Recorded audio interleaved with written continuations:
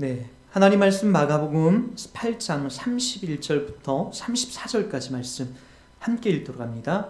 인자가 많은 고난을 받고 장로들과 대제사장들과 서기관들에게 버림받아 죽임을 당하고 사흘 만에 살아나야 할 것을 비로소 그들에게 가르치시되 드러내놓고 이 말씀을 하시니 베드로가 예수를 붙들고 항변하매 예수께서 돌이키사 제자들을 보시며 베드로를 꾸짖어 이르시되 사탄아 내 뒤로 물러가라. 내가 하나님의 일을 생각하지 아니하고 도리어 사람의 일을 생각하는도다 하시고.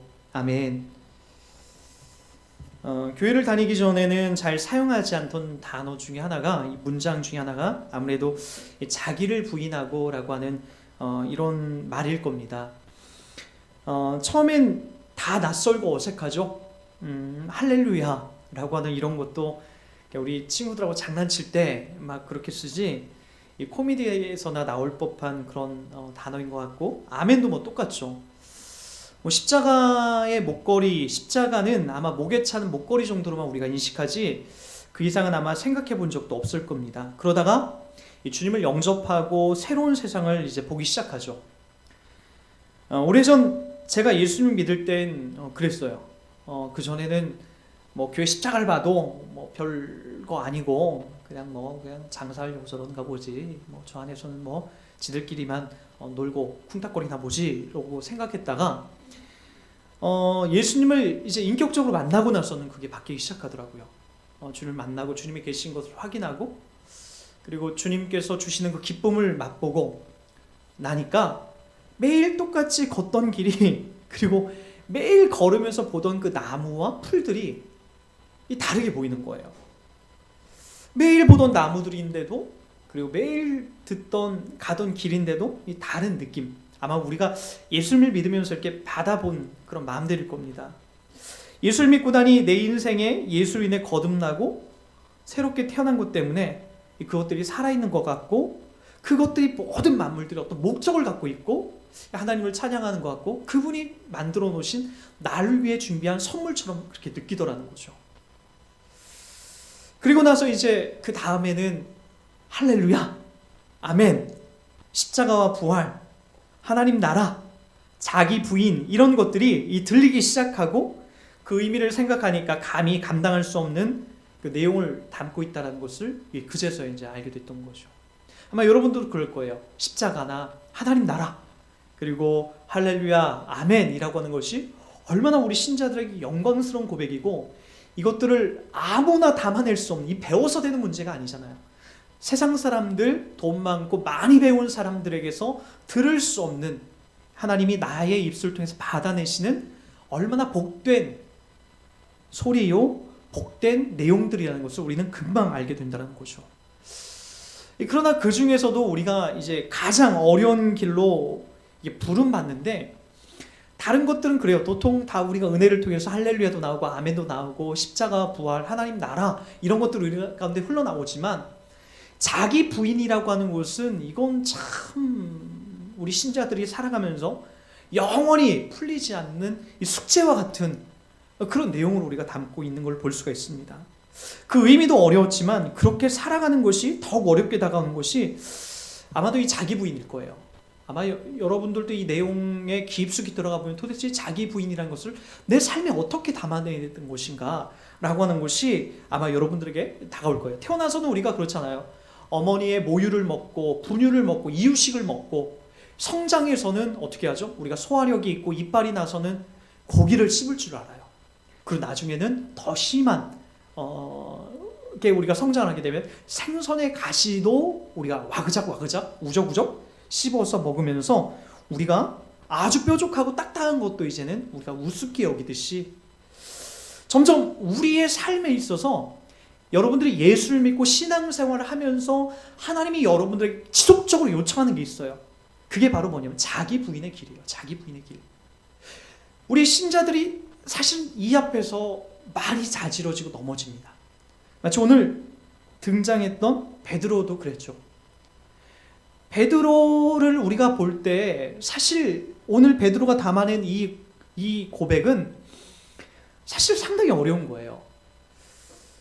그런데 오늘 왜 베드로가 사탄이라고 하는 이런 소리까지 들으면서, 우리가 지난주에도 살펴봤지만 왜 사탄이라고 하는 소리까지 들으면서 베드로에게 도대체 이런 치욕과 모욕거리가 들려져 있는가? 그것도 예수께서 돌이켜서 제자들 보시며 베드로를 꾸짖어, 베드로만 따로 불러서 혼내킨 게 아니라 본보기를 보인 거예요. 그 12명의 제자들에게 앞에서 지금 베드로를 꾸짖는 거예요. 뭐라고요? 사탄아! 사탄아! 라고 이렇게 얘기하는 거죠. 도대체 무엇이 베드로를 사탄이라고까지 얘기했을까? 그것은 그 다음 구절에 분명히 나와요. 우리 한번 보도록 할까요? 사탄아, 내 뒤로 물러가라. 내가 하나님의 일을 생각하지 아니하고 도리어 사람의 일을 생각하는도다.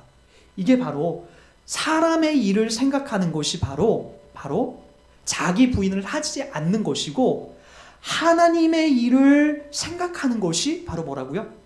바로 자기 부인의 길이라는 거예요. 그러니까 베드로가 해낸 지금 이 생각, 무슨 생각이었죠? 32절에 드러내놓고 이 말씀을 하시니 베드로가 예수를 붙들고 항변하며, 도대체 무슨 내용을 도대체 했을까요? 마태복음 16장 22절에는 이렇게 말합니다. 병행구절이요. 마가복음엔 짧게 얘기가 나와서 잘 안 나와서 마태복음에 보면 이 부분이 잘 나왔는데 제가 읽어드릴게요. 베드로가 예수를 붙들고 항변하여 이르되 주여 그리 마옵소서, 이 일이 결코 주께 미치지 아니하리이다. 주여 그리 마옵소서, 이 일이 결코 주님께 미치지 못할 겁니다. 무슨 얘기죠? 제가 주님을 지킵니다.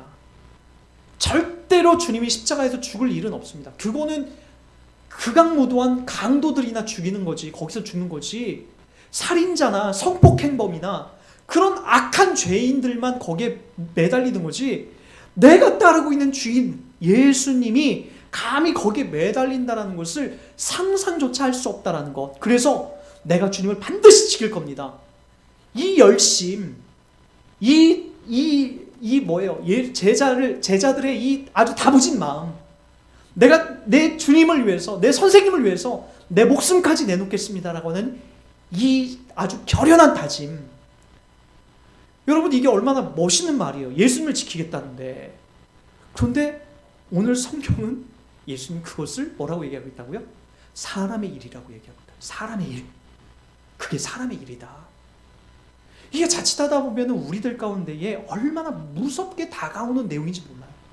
여러분들이 수많은 봉사를 해놓고, 수많은 헌금을 해놓고, 수많은 사람들을 이 교회로 이끌어 놓고, 그리고 여러분들이 수많은 새벽 기도와 철야 기도를 해내면서 마치 여러분들이 이런 소리를 듣는다면 그것은 하나님의 일이 아니다, 사람의 일이다 라는 이런 얘기를 들으면 얼마나 우리가 억울하겠냐는 거예요.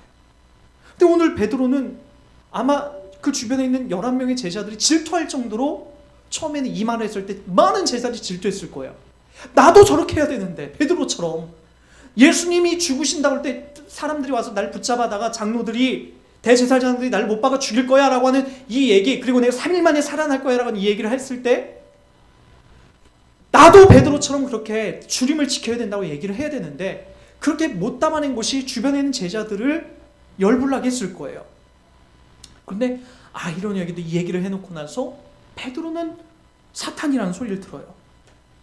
여러분, 이 베드로의 고백이 진심 어린 전 충성이었을 거라고 믿어요. 주님을 내가 지킵니다. 감히 누가? 그러나 우리가 한편으로는 지금의 명성, 인기의 실체인 주님이 죽으시면 당장 우리는 어떡합니까? 라고 하는 그런 내용도 아마 내포되어 있을 거라고 봐요. 그도 그럴 것이, 저는 이 베드로가 맨 처음 예수님을 만났을 때 장면을 한번 여러분 찾아갔으면 좋겠어요. 갈릴리 바닷가에서 밤새도록 고기를 잡고 있는데 한 마리도 못 잡아요. 그날 밤은. 그때 주님이 찾아오시죠. 주님이 찾아오셔서 밤새도록 고기를 못 잡고 그물을 정리하는 베드로에게 찾아가셔서 다시 그물을 내리라고 얘기해요.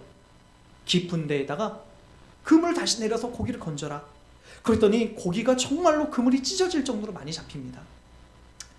그때 이제 그 장면이 마태복음 4장 18절부터 19절까지 나옵니다. 제가 한번 읽어드릴게요. 갈릴리 해변에 다니시다가 두 형제 곧 베드로라 하는 시몬과 그 형제 안드레가 바다에 금을 던지는 것을 보시니 그들은 어부라 말씀하시되 나를 따라오라 내가 너희를 사람을 낚는 어부가 되게 하리라 하시니 그들이 곧 그물을 버려두고 예수를 따르리라. 여러분, 베드로는 지금 자기의 재산 목록 1호인 그물과 배를 버려두고 예수님을 따라가요. 이게 쉬운 일이 아니에요. 여러분들에게 있어서 재산 목록 1호는 뭐예요? 여러분 집이에요? 지문서예요? 여러분들이 갖고 있는 통장의 잔고입니까? 과거에 여러분들이 쌓아놨던 어떤 명예입니까? 그 어떤 건지 모르지만 베드로는 이거 과감하게 버린다니까요. 심지어는 자기가 부양해야 될 자기의 아내와 자녀들도 버리고 도망가요. 자기의 장모도 버리고 도망가요. 버렸다는 의미가 그게 싫어서 버린 게 아니에요.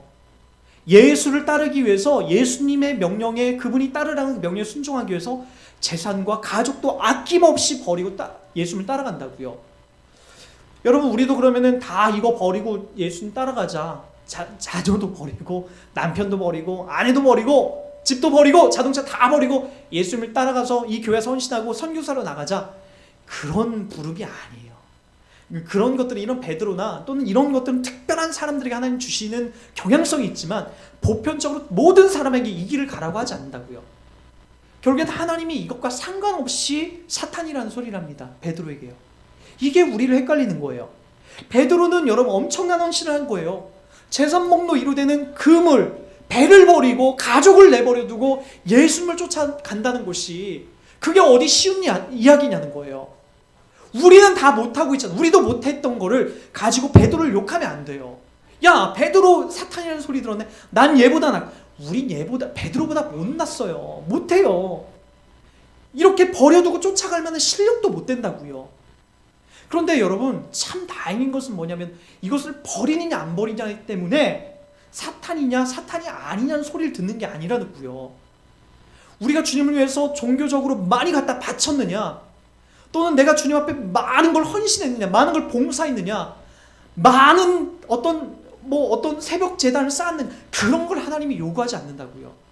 오늘 예수님께서 사탄이라는 소리를 들었던 베드로에게 했던 말이 뭐예요? 사람의 일을 생각했다는 거죠. 사람의 일. 하나님의 일이 아니라 사람의 일을 생각했기 때문에 그것이 뭐가 됐다고요? 그것이 바로 사탄이 됐다고요. 주님은 베드로가 헌신하고 갖다 바친 것, 그런 것을 대단하게 여기거나 그렇게 말씀하지 않으셨어요. 이 부분에서는. 오히려 그의 본질 속에 담아내야 될 하나님이 누구이고 예수가 이 땅에 왜 오셨는지에 대한 깊은 묵상이 없는 그 삶을 지금 사탄이라고 했던 거죠. 그럼 우리도 정확하게 이 부분이 적용이 됩니다. 여러분들이 재산을 다 내어놓고 하나님 앞에 나가지만 그것을 자기 부인이라고 할 수 없는 거예요. 우리는 재산도 버리고 하나님 앞에 11조도 하고 다 하나님 앞에 드리고 모든 걸 다 포기하고 하나님 앞에 나오면 그것이 자기 부인이라고 우리가 생각할 때가 많아요. 예를 들자면 저 같은 목사들이 많이 그런 착각을 해요. 이 교회를 개척하면서 내가 얼마를 이 교회에다가 갖다 헌신했는데, 내가 얼마만큼 여기에서 이 교회를 세우려고 많이 돌아다니면서 사람들을 전도하면서 이 자리를 끌어왔는데, 그러면서 그걸 나중에 자기 공로, 이 교회가 건강히 세워졌다는 자기 공로로 그것을 돌릴 때가 너무나 많아요. 저도 매일같이 헷갈리는 게 그거예요. 개척교회 목사님들 20명, 30명 모이는 목사님들하고 이렇게 얘기하다가 그 얘기를 왜 안 하시나? 개척 1년도 이제 최 1년이 다 돼가는데 몇 명 모입니까? 왜 그런 말을 나한테 안 물어보나? 왜냐면은 아직도 5명, 6명, 10명 미만으로 목회하시는 이 안양지방회에 목사님들이 되게 많거든요. 그래도 우리는 등록교인 한 30여 명이 이제 아이들 포함해서 넘어가지 않습니까? 그거 물어보기를 기다리는데 안 물어봐. 제 마음이 그렇다는 거예요. 제 모습이. 개척교회 아주 작은 이 교회에서조차도 그 목사님들 모이면 거기 가서 우선권 세우려고 내가 훌륭하다는 소리를 들으려고 귀담아 그 내용 그걸 포착해내려고 하는 나의 악한 모습들을 막 그 자리에서 보게 되는 거예요. 내가 만들어가는 거고 내가 세워간다고 착각하는 그 그림들이 나온다고요. 우리가 잘 안 될 때는 몰라요. 잘 안 될 때는 맞아요. 주님을 찾고 잘 안 될 때는, 뭔가가 안 될 때는 아유 하나님의 은혜가 필요하다고 얘기하지만, 뭔가가 이루어진 것 같고 사람들로부터 박수를 받고 관심을 받기 시작하면 그 다음부터 무엇이 흘러나오는지 아십니까? 내가 한 걸로, 내가 있기 때문에, 나의 인기 때문에, 내가 잘했기 때문에 흘러나오기 시작한, 그게 인간이라고요. 오늘 그것, 사람의 일, 그렇게 내세우는 사람의 일들을 오늘 주님이 철저하게 경계하는 걸 보십시오. 그리고 무엇을 얘기한다고요? 하나님이 무엇을 우리 가운데 요청하셨는가? 그게 바로 뭐예요? 31절에 나오는 거예요. 31절 다 같이 한번 다시 읽어보세요. 시작. 인자가 많은 고난을 받고 장로들과 대제사장들과 서기관들에게 버림받아 죽임을 당하고 사흘 만에 다시 살아날 것을 비로소 그들에게 가르치시되. 뭔지 알겠습니까? 하나님의 일이 뭔지 알겠어요? 예수를 이 땅에 보내셔서 죽이기로 작정한 거, 여러분들을 살려내고 나를 살려내고 우리가 예수 그리스도의 그 은혜만으로 우리가 살아나는 것을 하나님이 그 일을 약속하시고 그리고 계획하시고 그리고 그 일들을 실천하신다고요. 그런데 우리가 예수님 죽은 것으로 오늘 끝나지 않아요. 베드로는 아마 여기에 좀 더 집중했어야 돼요. 다시 3일 만에, 사흘 만에 내가 3일 만에 다시 살아날 것이다 라고 하는 이 신실한 약속을 또 담아내는데, 베드로는 여기에 관심 없어요. 죽었다 살아나는 것은 도통 관심 없고, 주님 그러면 안 됩니다. 우리가 주님을 따르는 이유를 알아야죠. 우리가 주님 앞에 무엇을 헌신했고 얼마나 갖다 바쳤는데, 내 자녀도 버리고 내 아내도 그리고 내 배도 버리고 내 그물도 버리고 주님을 따랐는데 주님이 죽으면 우리는 뭐합니까? 아마 이 내용 속에 그 의미를 담고 있어요. 여러분들이 그렇죠. 내가 주님을 위해서 11조도 하고 헌금도 많이 하고 기도도 많이 하고 그리고 내가 봉사도 많이 하고 전도도 많이 해왔는데 하나님이 왜 나한테 이러는 겁니까? 하나님 나한테 이러시깁니까? 라고 따지듯 우리가 나온다고. 잘 될 땐 그것이 감사로 나가오지만 안 될 때는 여러분들이 하는 봉사가 다 거짓말처럼 여러분들이 느끼고, 여러분이 하는 헌금 생활, 다른 모든 생활들이 다 그렇게 여러분들이 느끼기 시작한다고요. 그러나 오늘 성경은 그렇게 얘기하지 않아요. 주님께서 주님의 일을 무엇으로 얘기하냐면 오직 바로 이 땅에 예수 그리스도를 죽으시고 그분이 바로 3일 만에 살아나셔서 그 은혜 안에 부름받은 자들을 바로 그것이 하나님의 일이다라고 약속하고 있다고요.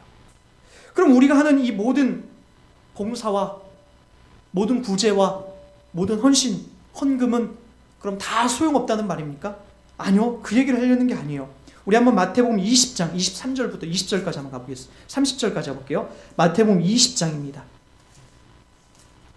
마태복음 20장 23절부터 30절까지 한번 보시기 바랍니다.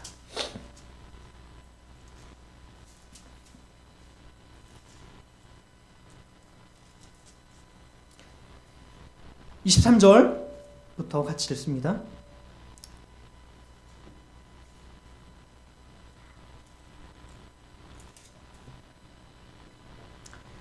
이르시되 너희가 과연 20절부터 읽도록 합니다. 20절. 네.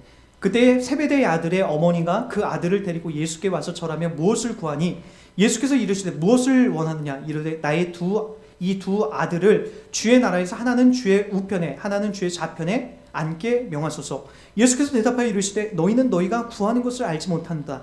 내가 마시려는 잔을 너희가 마실 수 있느냐? 그들이 말하되 할 수 있나이다. 이르시되 너희가 과연 내 잔을 마시려니와 뇌 좌우편에 앉은 것은 내가 주는 것이 아니라 내 아버지께서 누구를 위하여 예배하셨든지 그들이 얻을 것이니라. 열 제자가 듣고 그 두 형제에게 대하여 분이 여기거늘 예수께서 제자들에게 불러다가 이르시되 이방인의 집권자들의 그들로 임의로 주관하고 그 고관들이 그들에게 권세를 부리는 줄을 너희가 알거니와 너희 중에는 그렇지 않아야 하나니 너희 중에 누구든지 크고자 하는 자는 너희를 섬기는 자가 되고 너희 중에 누구든지 으뜸이 되고자 하는 자는 너희의 종이 되어야 하리라. 인자가 온 것은 섬김을 받으려 함이 아니라 도리어 섬기려 하고 자기 목숨을 많은 사람의 대속물로 주려 함이니라. 여러분 이 의미를 여러분 아시겠습니까? 여러분들에게 있어서 지금 하시고자 하는 주님의 이 준엄한 내용들을 한번 보시기 바랍니다. 예수님의 제자들은 다 온통 그 내용만 있었어요. 예수님이 이 땅에 죽긴 왜 죽냐? 이 땅에 오셔서 우리들이 지금 재산을 다 포기하고 재산을 다 내려놓고 주님을 따르고 있는데 심지어는 예수님의 제자들의 어머니들이 와서 예수님에게 청탁을 합니다. 주님의 나라, 주님이 이제 예루살렘에 올라서 완벽하게 세상을 정복할 때에 내 아들 2명이 있는데 바로 그 아들 중에 하나는 주의 우편에 하나는 주의 좌편에 앉게 하시옵소서라고 지금 청탁을 해놔요. 근데 여러분, 나머지 10명의 제자들도 그 이야기를 듣고 속으로 부글부글 끓어요. 그게 바로 제자들이었다고요. 이 땅에서 잘 먹고 잘 사는 것이 그들에게 있어서의 전부였다고요. 그것만 담아냈어요. 그러나 여러분, 좀 전에 이 말씀을 읽기 전에 19장에 와서 예수님이 뭐라고 했는지를 한번 볼게요. 제가 안타까워서 다시 한번 이 본문을 받고 19장 20절부터 한번 보시겠습니다. 20절부터 그 청년이 이르되 이 모든 것을 내가 지켰사온데 아직도 무엇이 부족하니까 예수께서 이르시되 내가 온전하고자 할진대 가서 내 소유를 팔아 가난한 자들에게 주라. 그리하면 하늘에서 내 보화가 내게 있으리라. 그리고 와서 나를 따르라 하시니 그 청년이 재물이 많음으로 이 말씀을 듣고 근심하여 가니라. 예수께서 제자들에게 이르시되 내가 진실로 진실로 너에게 이르노니 부자는 천국에 들어가기가 어려우니라. 다시 너에게 말하노니 낙타가 바늘귀로 들어가는 곳이 부자가 하나님 나라에 들어가는 것보다 쉬우니라 하시니 제자들이 듣고 몹시 놀라 이르되 그렇다면 누가 구원을 얻을 수 있으리까? 예수께서 그들을 보시며 이르시되 사람으로는 할 수 없으나 하나님으로는 다 하실 수 있느니라. 이에 베드로가 대답하여 이르시되 보소서 우리가 모든 것을 버리고 주를 따랐사온데 그런즉 우리가 무엇을 얻으리까? 예수께서 이르시되 내가 진실로 너에게 이르노니 세상이 새롭게 되어 인자가 자기의 영광의 보좌에 앉을 때에 나를 따르는 너희도 12 보좌에 앉아 이스라엘 12지파를 심판하리라. 또 내 이름을 위하여 집이나 형제나 자매나 부모나 자식이나 전토를 벌인 자마다 여러 배를 받고 또 영생을 상속하리라. 그러나 먼저 된 자로서 나중되고 나중된 자로서 먼저 될 자가 많으니라. 여러분, 이 의미를 여러분 잘 아셔야 됩니다. 주님께서 하셨던 이 본문의 말씀, 부자를 얘기하고 이 이야기를 끌어와요. 부자는 천국에 그럼 다 못 들어가는 걸까요? 아니요. 부자는 천국에 못 들어가는 게 아니에요. 여기서 말하는 것은 당시에 이제 부자들은 그런 사상이 있었어요. 이 땅을 살고 있는 부자들은 하나님으로부터 좀 특별한 은총을 받았다. 이 땅에 하나님으로부터 특별한 은혜를 받았기 때문에 하나님 믿고 부자인 사람들은 당연히 그 복이 하나님으로부터 왔다라고 생각을 했어요. 그래서 부자들은 지옥에 간다라는 생각을 못했고요. 당연히 하나님 나라에 간다라고 얘기를 했죠. 그러나 오늘 예수님이 그걸 없지 않습니까? 부자인 사람들에게 지금 이 얘기를 하는 거예요. 그래서 낙타가 바늘귀로 들어가는 것보다 부자가 하나님 나라에 들어가는 것이 것보다 이제 낙타가 바늘귀로 들어가는 것이 부자가 하나님 나라에 들어가는 것보다 쉬우다라고 얘기해요. 부자 자체만으로 지금 하나님을 떠나서 예수를 떠나서 부자인 자체만으로는 하나님 나라에 들어갈 수 없다라는 거죠. 차라리 낙타가 바늘귀로 들어가는 것이 더 쉽다라는 거예요. 부자 그들의 명예와 명성으로는 하나님 나라에 갈 수 없다라는 거예요. 이제는 그것이 아니라 무엇이 바로 예수 그리스도. 그래서 뭐가 나오냐면은 바로 사람으로는 할 수 없으되 하나님으로는 다 하실 수 있다라는 말이 나오는 거예요.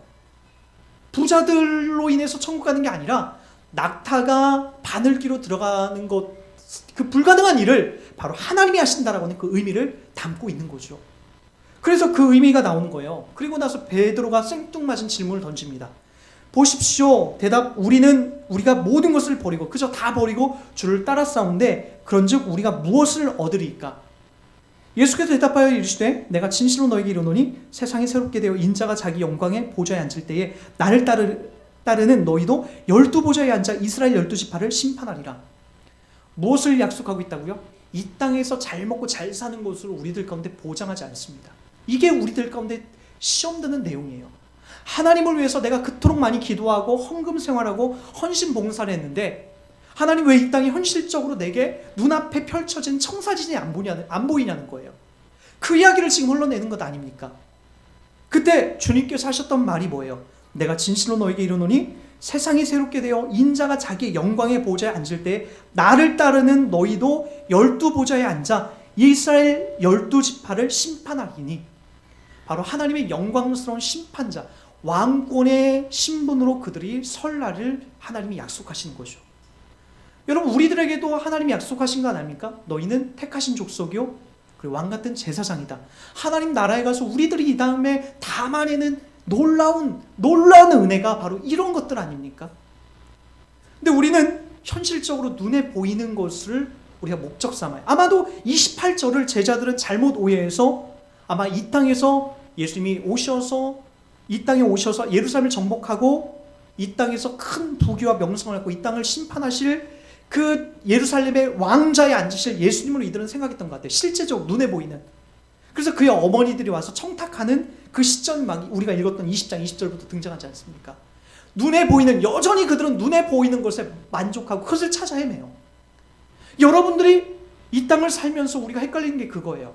예수 믿었더니 어떤 집사가 땅을 사서 이렇게 별로 기대도 안 했는데 거기가 땅이 엄청나게 땅값이 올라가서 잘 됐다더라.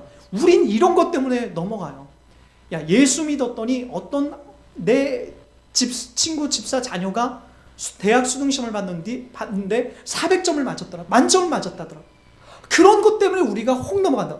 예수 믿은 그 증거와 그 복을 그런 데서 찾아내려고 한다고요. 그래서 성경은 그게 아니라 그건 사람의 일이라고 얘기하는 거예요. 하나님의 일이 아니라는 거예요. 예수 믿었더니 그렇게 잘 됐다. 그걸 자랑하는 것은 그건 사람의 일이라고요. 그거는 불교 신자들도 있고 하나님을 안 믿는 사람들도 다 그런 것들을 약속받아요. 그들에게도 그런 것들이 나타나요. 신자들만 나타나는 게 아니라 절 다니는 무당집 딸들도, 자녀들도 그런 일들이 나타나고, 무당들도 땅 투기해서 자기네들이 먹고 사는 그 땅을 배불려서 몇 배 튀겨서 그들이 복받았다고 그렇게 얘기를 할 때가 우리가 들리지 않습니까? 기독교에서 말하는 복, 하나님의 길, 하나님의 생각, 하나님의 뜻은 뭐예요? 예수 그리스도의 죽으심과 부활하심 앞에 내가 두 손 두 발 드는 거예요. 나의 생각과 나의 의지를 거기다 내어 맡기는 거예요. 여러분들이 여기에 굴복되지 않으면 여러분 우리가 아무것도 이 땅 가운데 주님과 상관없는 길을 가게 돼요. 저도 왜 이런 고민이 없겠습니까? 기왕이면 여러분들의 길 속에다 달콤한 말로 새벽 예배 나와서 기도하십시오. 철야 예배 나와서 밤새도록 기도하십시오. 하나님 복 주실 겁니다. 11조 철저히 하십시오. 헌금상을 많이 하십시오. 전도해 오십시오. 많은 사람들, 여러분 교회 다니는 옆에 있는 사람도 좋으니까 막 데려오십시오. 끌고 오십시오. 그거 하나님 복 받는 거예요. 내 집이 만민이 기도하는 집이다. 그러니까 다 와서 아무나 데려와서 기도하게 하십시오. 라고 하는 것으로 여러분들에게 왜 뭐라 하고 싶지 않겠어요? 그게 저도 쉬워요. 여러분들에게 그렇게 말하는 것이 쉽고 그렇게 여러분들에게 다그치는 것이 쉬워요. 그러나 성경이 말하는 하나님의 일, 하나님의 생각은 그게 아니라는데 제가 어떻게 말합니까? 베드로가 모든 걸 다 버리고 나온 것으로 인해서 하나님 앞에 예수님 앞에 그가 그 모든 걸 버리고 것을 헌신하고 그 한 걸 칭찬한 게 아니라 바요나 시몬아 네가 복이 있도다라고 했던 그 이유가 뭐죠? 바로 주는 그리스도시요 살아계신 하나님의 아들입니다라고 다만 했을 때 바요나 시몬아 네가 복이 있도다. 이것을 알게 한 것은 너의 혈육이 아니라 하늘에 계신 너의 아버지다. 이게 복이라고요. 우리가 그거 지금 담아내고 있는 것 아닙니까?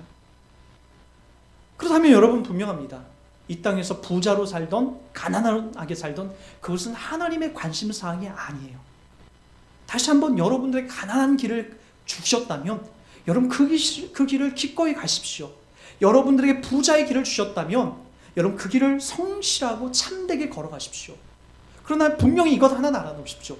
우리가 죽을 때에는 아무것도 우리 가운데에 이 땅에서의 명예와 명성, 부와 그리고 내 자녀의 놀라운 어떤 축복들이 나는 다 놓고 가야 되는 그 길로 간다는 것을 기억하시기 바랍니다. 그래서 여러분 고린도후서 4장 7절에는 이렇게 기록됩니다. 우리 이 부분 보고 전체적인 것들을 정리하도록 하겠습니다. 고린도후서 4장 7절입니다. 누가 너를 남달리, 고린도후서입니다. 우리가 이 보배를 질그릇에 가졌으니 이는 심히 큰 능력은 하나님께 있고 우리에게 있지 아니함을 알게 하려 함이라.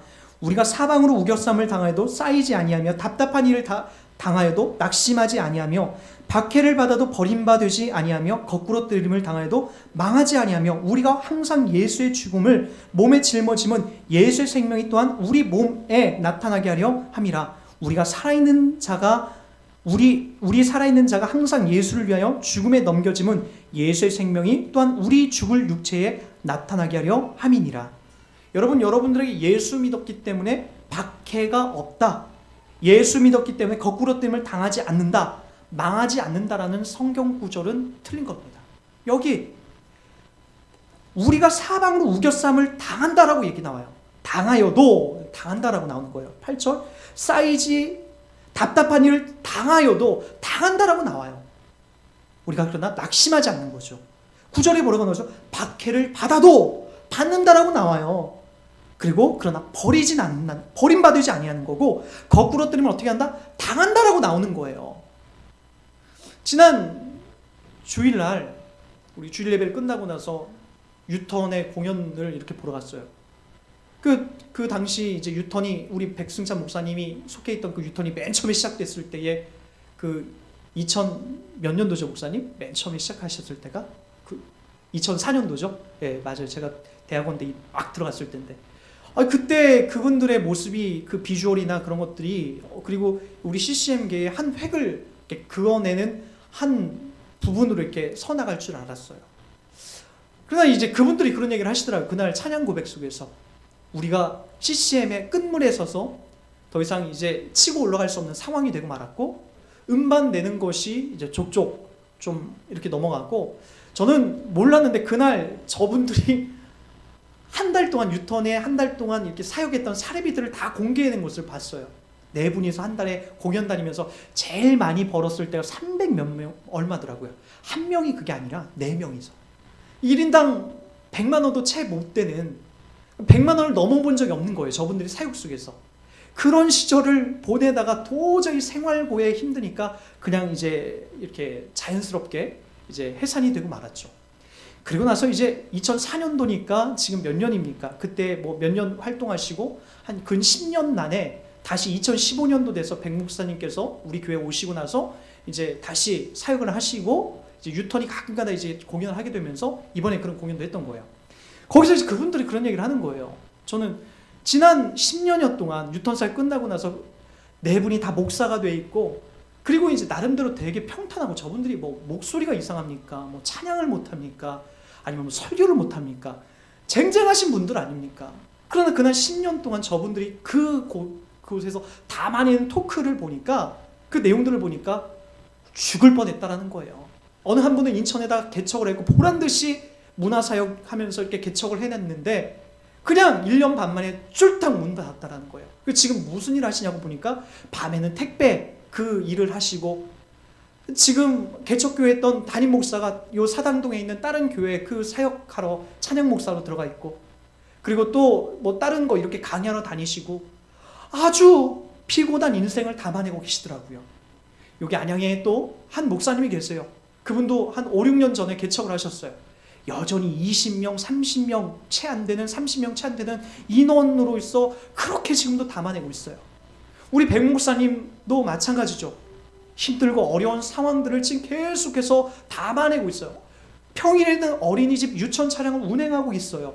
인간적으로 생각해 보면은 다 실패한 것 같고, 더 이상 갈 데가 없는 것 같고, 더 이상 나의 삶이 왜 이러는 건가 라고 그렇게 얘기해요. 저도 마찬가지예요. 저는 38살쯤 되면, 제 나이가 돼서 39살, 8살이 되면 지금쯤 제가 계획했던 일들인데 그 길과는 전혀 상관없는 길로 지금 가고 있어요.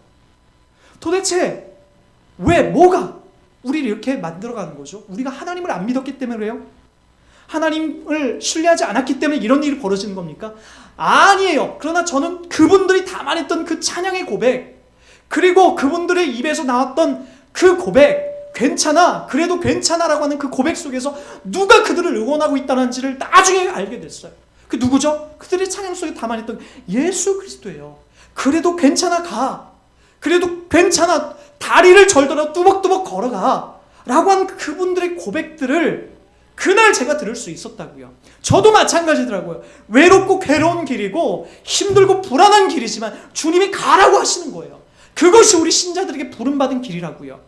형통하고 우겨쌈을 안 당하고 매일같이 구루비를 나누는 것이 신자에게 주어진 길이 아니라, 답답한 길을 하고 사방으로 우겨쌈을 당하고, 그리고 우리가 여러 가지 박해를 받고 버림받아가고 거꾸름뜨림을 당하는 그 길, 그것이 바로 신자들에게, 우리들에게 주어져 있는 길이라는 거죠. 여러분들에게 그 길을 하나님이 가라고 하신다면 기꺼이 우리가 그 길을 가야죠. 영락교회를 담당하셨던 그 템플턴 사기죠. 우리나라 유일하게 그 상을 받았던 분이 영락교회 고 한경직 목사님이세요. 은퇴하시고 남한산성에 들어가서 그분이 조그만 이제 벽돌로 된 단층짜리 집을 짓고 거기서 이제 거처하게 되셨는데, 본인이 직접 한 그 문패에다 이름을 쓴 게 있어요. 그게 뭐였냐면은 한경직 우거처 이렇게 써놨더라고요. 한경직 거처가 아니라, 한경직 집이 아니라 우거처. 우거처가 뭐죠? 잠깐 있다가 떠나는 거예요. 내 집이 아니라는 거예요. 잠깐 있다 떠나는 거. 여러분, 우리 모두가 가야 하는 그것이 그 길 아닙니까? 이 땅은 잠깐 있다 떠나고 우리의 영원히 약속되어 있는 그 길을 바라보는 거죠. 제자들에게도 오늘 그거 요청받습니다. 눈에 보이지 않는다고요? 예수의 죽으심과 부활하심이 도대체 눈에 안 보이기 때문에 너무나 불분명하다고요? 여러분, 꼭 기억하십시오. 여러분들이 눈에 보이는 그걸 가지고 애지중지하며 그걸 목적 삼아서 이 땅을 살아갈 때에 그것을 오늘 주님께서 뭐라고 얘기했다고요? 그것은 사람의 생각이라고 얘기하고 있고 사탄의 일이라고 얘기하고 있고, 보이지 않는 하나님의 일, 죽으심과 부활하심에 참여하면서 내가 어떤 신분이고 어떤 자리인지를 확인받는 자는 바로 하나님의 일을 생각한다라고 이야기하고 있습니다. 여러분, 누굴 믿는 자입니까? 만몬신입니까? 바알신입니까? 이 땅을 살아가는 다른 신들을 믿는 자처럼 확인받는 자들입니까? 그런 자가 아니라면 오늘 성경을 통해서 여러분들에게 들려주고 있는 하나님 말씀에 집중하십시오. 바로 여러분들이 누구라고요? 하나님께서 하나님의 마음을 품고 하나님의 뜻을 품고 살아가고 있는 하나님 자녀이고 하나님을 아버지라고 목적 들고 살아가고 있는 존재들이라는 겁니다. 그 안에서 할렐루야, 아멘, 그리고 자기 부인, 이걸 담아낼 수 있는 우리가 힘이 생길 수 있게 됩니다. 이 삶으로 우리가 부름받고 있다는 이 은혜 때문에 오늘 또 우리가 힘있게 하루하루를 점검하며 살아가는, 그리고 다리가 아프고 쩔뚝거리다 할지라도 기꺼이 걸어갈 수 있는 믿음의 신실한 주의 자녀들이 되길 주의로 부탁드리겠습니다. 우리 함께 찬송 같이 하겠습니다.